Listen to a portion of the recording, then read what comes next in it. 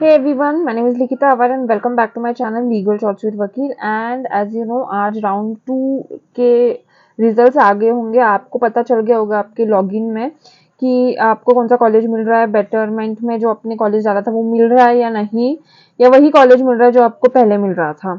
तो मुझे बहुत से लोगों ने ये मैसेज किया कि उन्हें वही कॉलेज मिला है जो पहले मिल रहा था. सो दैट्स गुड थिंग कि आपको एटलीस्ट कॉलेज मिला है, क्योंकि लॉट ऑफ लॉ स्टूडेंट्स ऐसे हैं जिन्हें कोई कॉलेज नहीं मिला है. सेकेंड थिंग, एंड मुझे पूछ रहे हैं कि रीजन क्या है. Reason is everything depends on CET. Second thing, a lot of people are telling me कि उन्हें सेम मार्क्स मिले हैं और अदर स्टूडेंट्स को भी सेम मार्क्स मिले हैं उनके फ्रेंड्स में, बट उन्हें कॉलेज मिला है उनके फ्रेंड्स को और उन्हें नहीं मिला है. तो उसमें I don't know, that all depends upon आपकी प्रेफरेंस क्या थी. देन सीईटी डीई अच्छी, okay, I can not tell anything कि आपको क्यों नहीं मिला उनको क्यों मिला. Please, no one can answer that. Now let's move on and let's see what is this notice जो भी आया है अभी नया कैप राउंड 2 के लिए. वो क्या कहता है. एंड प्लीज मैं आप सभी को भी बोलूंगी वो डाउनलोड कर लेना, एक बार शांत तरीके से पढ़ लेना. क्योंकि कभी कभी मेरे से कुछ छूट जा सकता है, बट आप लोग जब पढ़ोगे तो आप अपना बराबर कॉन्सेंट्रेट डाल के पढ़ोगे.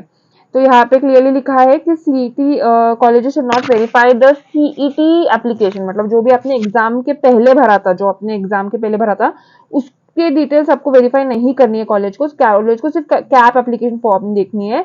एंड नॉर कॉलेज को हॉल टिकट आपको मांग सकती है. तो यस, ये ध्यान रखना. अगर कोई कॉलेज आपको बोलते हुए तो यहाँ पे आप दिखा सकते हो सीईटी क्लियरली बोल रहा है.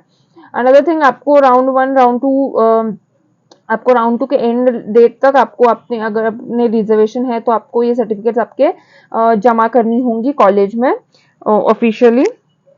मूविंग फॉरवर्ड, अगर हम आगे देखें तो क्या लिखा है सीईटी ने. Candidates who have made mistakes while filling the marks of HSC और एसएससी व्हाइल एंड उनके फॉर्म रिजेक्ट हो गए थे, now they can edit the CAP application form during the round 3.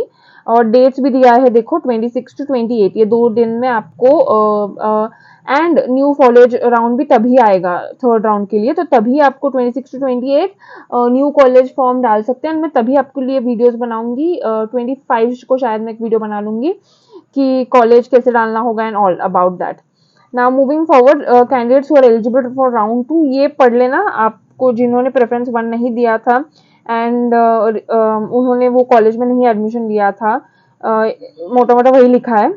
Second, candidates who are not eligible for round 2, मतलब अगर आपको पिछली first round में फर्स्ट प्रेफरेंस का कॉलेज मिला था एंड फिर भी आपने एडमिशन नहीं लिया तो आप you are not eligible for round 2.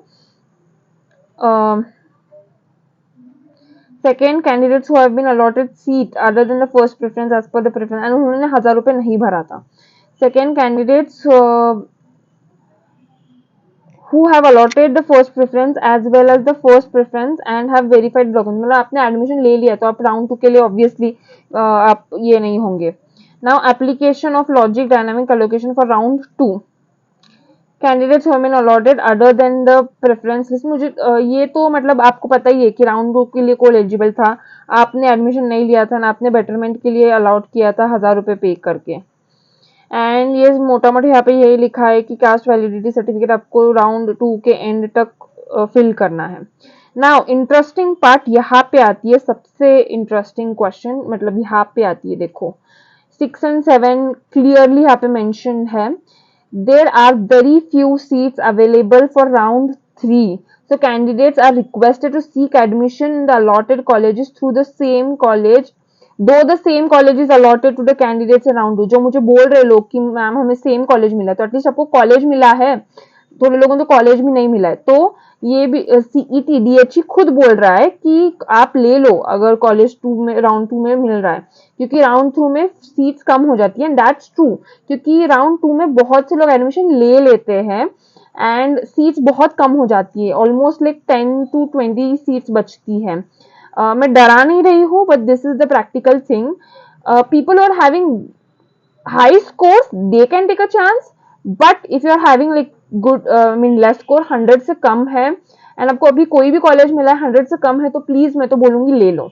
In fact देखो यहाँ पे भी बोल्ड में लिखा है सीईटी के द्वारा ही, सीईटी के ब्राउचर में ही last point, probability of vacancy for round 3 may be very less. Hence, candidates should take a judicious decision for their admission. Judicious decision for the admission. And that's what I also tell everyone कि आप अपना decision बहुत सोच समझ के लो, क्योंकि third round is just like Gamble.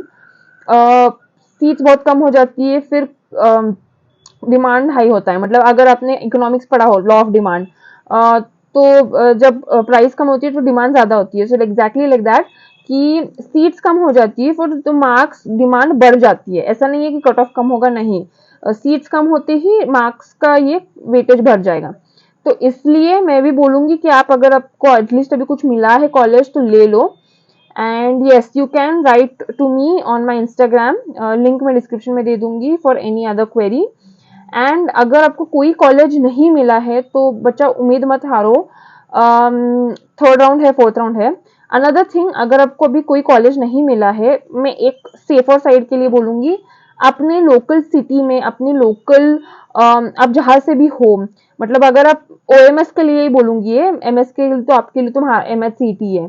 तो अगर आप बाहर से हो एमएस, तो फिर आपकी सिटी में ट्राई करना कि वहां आपके जो कॉलेज है वहां पे एडमिशन ले लो आप बैकअप के लिए. This will really help you.